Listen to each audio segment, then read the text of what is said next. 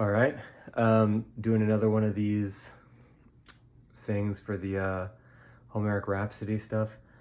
Again, we're not trying to necessarily recite the Iliad word for word like an actor would do on stage. Not necessarily trying to create an entirely new thing, but telling the story from memory, however it best occurs to me at the time.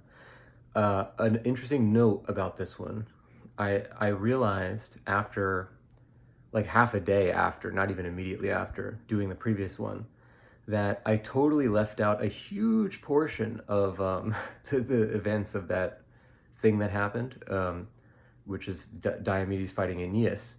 Aeneas, I left out the part where Pandarus is involved and all the things that are involved with that. And so now we have Diomedes chasing down Aeneas, who's being rescued by Aphrodite. Just to give you a backstory or like a catch up on what's going on.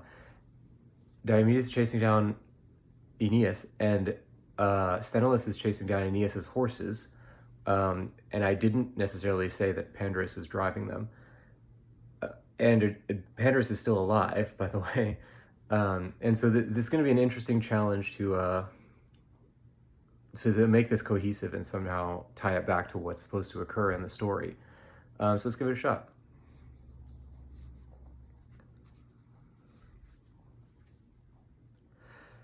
Sing, goddess, of that time when Tydeus' son Diomedes had taken on the son of Aphrodite and Anchises.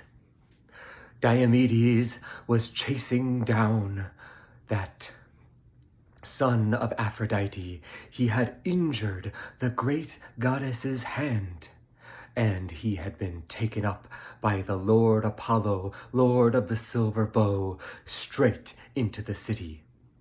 Not daring to go after that god or to go further into the Trojan lines, Diomedes carefully fought his way back towards the Achaeans. Meanwhile, Sthenelus, Diomedes' attendant, also from Argos, was chasing down those horses of fleet-foot Aeneas. That great team that Tros had bred on Laomedon's horses, who were given to him by a god, that greatest of gods, the loud thunderer Zeus, in exchange for his son Ganymede. Those horses of Aeneas were bred from that self-same stock. And so, Sthenelus was chasing them down, as requested by Diomedes. Driving that team was Pandarus, who was sought out by Aeneas, who had many horses coming from his hometown.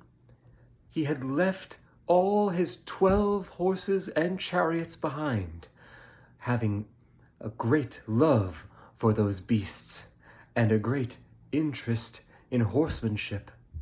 He did not want them to want for food or to lack anything as they were held up in the besieged city of Troy.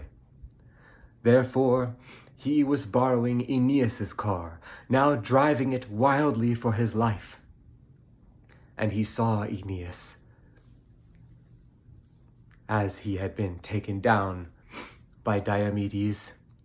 And from his car, Sthenelus, who was pulling up behind him, called out to him, "How dare you, son of Pandarus, son of Lycaon, to try and escape from the battle? It is not the place of a weakling to do such a thing. Who are you to attempt some such? I come from the stock of that great Capaneus, who had taken on the city of seven-gated Thebes. Though he did not achieve his goal, I and my comrades did so, and took that city with fewer men and younger. So who be you that you think you can escape from me?" And Pandarus had spoken, "I am the one who was blessed by the goddess Athena, taught by Artemis herself in the ways of archery. I it is who come with great horsemanship, skill in horsemanship, and I claim that I will be above you in all things. Now let us dismount and cast our spears. Take some paces back, I will do the same, and we will see which is favored by the gods. Thus did both men clash to the ground, their armor clattering upon them, and they jumped in full gear out from those chariots, taking paces to either direction to give each a good casting distance. And thus did Pandarus throw his spear with all the might that he could, his bow having been left on the chariot, though it was his specialty that he shoot the bow and not cast the spear on most days. That spear missed STHENELUS. It quavered in the ground, lusting for blood, but did not catch any of his flesh. STHENELUS then threw his spear, and Pandarus was not quick enough to raise his shield. That spear went straight through his teeth, all the way through the jaw, cutting the tongue off at the root.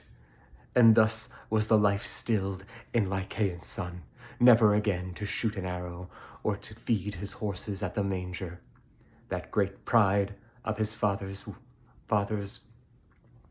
who had begged him not to go to the city without a horse. He died on the flat earth with no horse or reins under him. Thus did the Achaeans continue to press forward and continue their charge against the Trojans, who were now routed and fleeing in many directions, Diomedes rampaging among them still. All right. An interesting idea to then just have STHENELUS take him down. I had kind of thought of that, just to give full disclosure. Usually I don't think about these stories at all before I start saying them. It's like entirely off the top of my head. When I realized that I had forgotten to include the Pandarus thing, I thought like, okay, maybe STHENELUS should take him down instead. Because Diomedes is like way over somewhere else chasing down Aphrodite. So that was an interesting little thing. I really didn't, I feel like I would need another take on this one, because the entire story just played out very bare bones and with not much interest. But it's a cool plot outline thing to at least try to connect it back to what the story is supposed to be. We end up with Pandarus being killed in pretty much the same way that he's supposed to get killed, with the jaw, cutting through his root of his tongue and stuff. Very, very graphic. It's one of the more memorable death scenes. And also just because he's a major character, especially if you've read, Chaucer or whatever, like, Pandarus becomes like an even bigger character in like later works.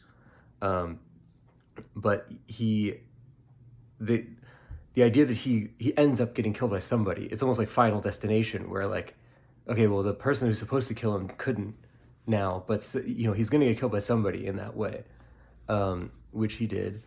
And I couldn't come up with a good thing for Diomedes to do. I kind of had him like lamely start returning back to the Achaean lines, but that's like almost the opposite of what he should be doing, because he's like in that battle lust right now. STHENELUS versus Pandarus's like war of words thing was totally lacking, I thought. And I could have put those words into his mouth of him explaining the thing about his horses, and I totally forgot to include the thing about him like complaining about his bow, that somebody should cut off his head if he gets home and he hasn't snapped the bow over his knee. Or one of my favorite like lines in the Iliad, but I totally forgot to even tell him to say it. and yeah, like the narrator telling you about his horses that he has at home, instead of him just saying it like he says to Aeneas in the regular story, was a mistake, I thought. But again, it's all coming off the top of my head, and I don't really, I had thought of the idea of what if Sthenelus kills Pandarus, but that's the only thing I thought of. I didn't come up with any of the other stuff, and it would be nice to go over it again. The way that Homer would have written, quote unquote, written, not that there was writing invented at the time, but that he would have refined his story was not by coming up with it once, but rather to assemble it out of the stuff he remembers and the epic epithets and stuff, and traditional phrases and things. He would assemble it, but then he would, the next time he tells it, do it a little better and do it a little better the next time. So it's not about coming up with like a perfect one on the first try. And this is a very good example of where I think I could do a better version of it if I did it again. We've revisited sections a few times, notably one of the ones where when I was like into book 2 or 3, I revisited the part where Achilles confronts Agamemnon after Calchas talks to him, and I came up with some pretty good ideas for that one, which I hadn't come up with on the first try, and I think I could probably do something similar for this if I gave it another shot, or at least tell it more coherently. But again, that's, it's not going to be good yet, in general, because I'm still very early at doing this, but I still think it's a rewarding thing to do, and you can't really judge based on individual days. We got to think about it on a more macro scale, and I'm happy to be doing it, and I'm excited to do it. So this has been a fun project, and I'm going to keep going with it. Again, to anybody who doesn't know what this is, in order to better write written content for the game that I'm working on, which is a turn-based RPG based on the Trojan War, I'm practicing upholding the ancient tradition of oral storytelling, which is how Homer would have really told a story, which is to say that you don't look at any written content or have any reference at all, and you just come up with it off the top of your head based on things that have been passed down to you or that you remember about the overarching story you're supposed to tell. Homer would have known the stories of Achilles and of the Trojan War and of all these different things before he created a story out of it. They were just general stories, and that's the way it is for me, because I have the Iliad and many other stories that involve the Trojan War that I would then assemble this out of. And then you would assemble that with, stock phrases and similes and whatever else you want to come up with to kind of like glue that together, which is also what I'm trying to do. And so I'm obviously no Homer yet, but I feel like it's overall getting better over time. This one was clearly worse than yesterday's, but in general, I think I'm getting better at it. So I'd be interested to revisit this or come back to it later or tomorrow or whatever and see what I can do with it. But until then, just got to keep coming back.